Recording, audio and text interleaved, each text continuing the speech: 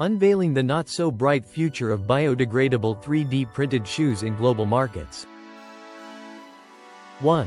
High production costs. Developing biodegradable 3D printed footwear requires expensive materials and technology, making it a tough sell for large-scale production.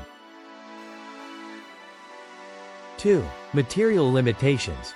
Current biodegradable options lack the durability for everyday use, turning eco-friendly into a luxury, not a standard. 3. Supply chain overhaul. Integrating biodegradable materials demands rethinking logistics, adding complexity and cost to traditional workflows. The future of sustainable footwear? Let's just say it's not quite there yet. Visit 3dshoes.com to learn.